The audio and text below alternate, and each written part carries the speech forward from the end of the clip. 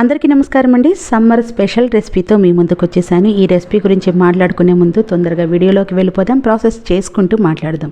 ముందుగా స్టవ్ మీద గిన్నెను పెట్టుకొని మంచినీళ్ళు తాగే గ్లాస్తో ఒక గ్లాస్ వాటర్ని వేసుకొని బాగా తెల్లనివ్వాలి.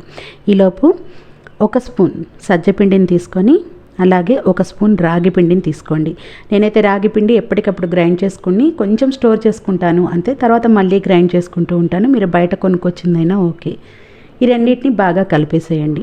ఇప్పుడు నార్మల్ వాటర్ని తీసుకొని కొద్దిగా వాటర్ని వేసుకుంటూ ఎక్కడ కూడా ఉండలు లేకుండా మంచి పేస్ట్ అయ్యే వరకు కలుపుకోవాలి.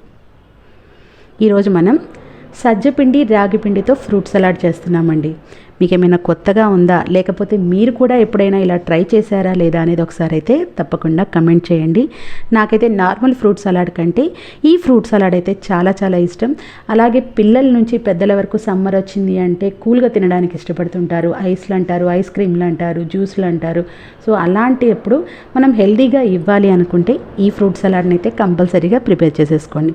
వాటర్ బాగా తెల్లిన తర్వాత కలుపుకునేటువంటి పిండిని వాటర్లోకి వేసేసుకొని ఎక్కడ కూడా ఉండలు లేకుండా ఉడకనివ్వండి. ఒక 10 నిమిషాలు అయితే కొంచెం థిక్ పేస్ట్ అవుతుంది. అంతవరకు ఫ్లేమ్ని మరీ హైలో కాకుండా మీడియం టు లోకి అడ్జస్ట్ చేసుకుంటూ కలిపేసేయండి.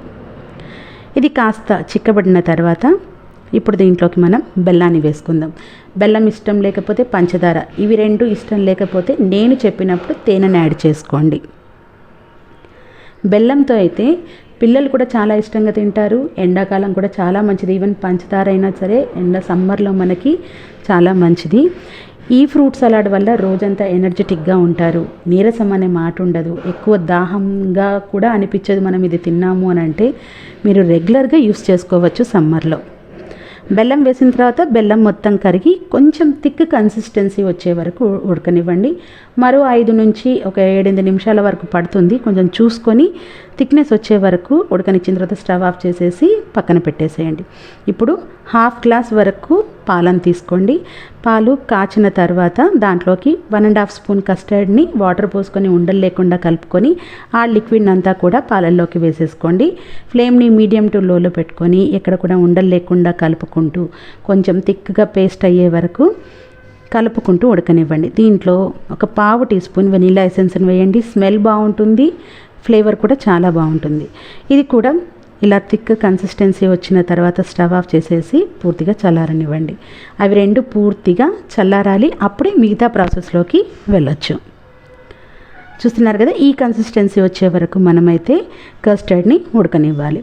ఇప్పుడు మీకు నచ్చినటువంటి ఫ్రూట్స్ని అయితే మీరు కట్ చేసుకోవచ్చు. నేనైతే పుచ్చకాయని తీసుకున్నా, గ్రేప్స్ని, అలాగే డ్రాగన్ ఫ్రూట్, అరటిపండు, యాపిల్ తీసుకున్నాను. మంచి మ్యాంగోస్ వచ్చే సీజన్లో అయితే మ్యాంగోస్ కూడా తీసుకోవచ్చు.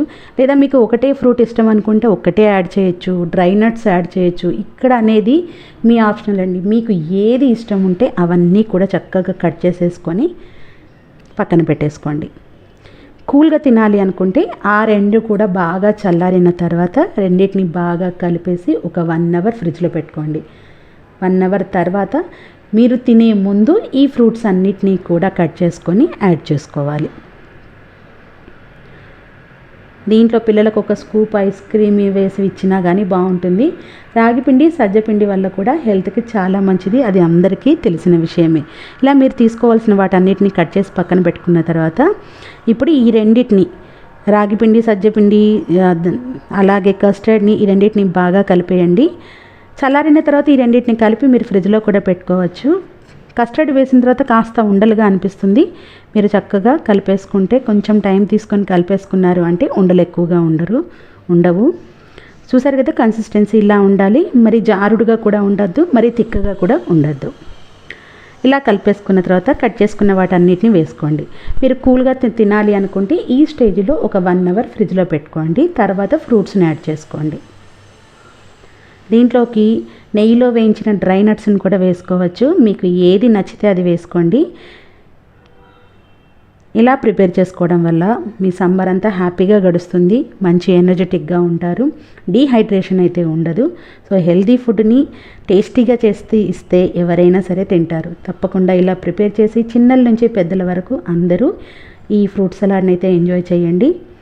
ఇలా ప్రిపేర్ చేసుకున్న తర్వాత వీటిపైన టూటీ ఫ్రూటీస్ కానీ చెర్రీస్ని కానీ యాడ్ చేసుకోండి. లేకపోతే ఫ్రూట్స్ కలిపిన తర్వాత ఫ్రూట్స్ కూడా కొంచెం కూల్గా ఉండాలి అనుకుంటే ఒక్క హాఫ్ అన్ అవర్ ఫ్రిడ్జ్లో పెట్టుకున్నా సరిపోతుంది. బౌల్స్లోకి వేసేసుకొని సర్వ్ చేశారు అంటే సో హెల్దీగా ఉండే సజ్జపిండి రాగిపిండితో ఫ్రూట్ కస్టర్డ్ అయితే తయారైపోయింది. మీరు తప్పకుండా ప్రిపేర్ చేసుకొని మీకు నచ్చిందా లేదా అనేది ఒకసారి కమెంట్ చేయండి. ఒకవేళ మీరు కూడా ఇలాగే చేస్తే మీరు ఎలా చేస్తారో కూడా కమెంట్ చేయండి. కూల్ హెల్దీగా సజ్జపిండి రాగిపిండితోటి మనకి ఫ్రూట్ సలాడ్ అయితే రెడీ అయిపోయింది. తప్పకుండా ప్రిపేర్ చేసుకోండి. Thank you for watching.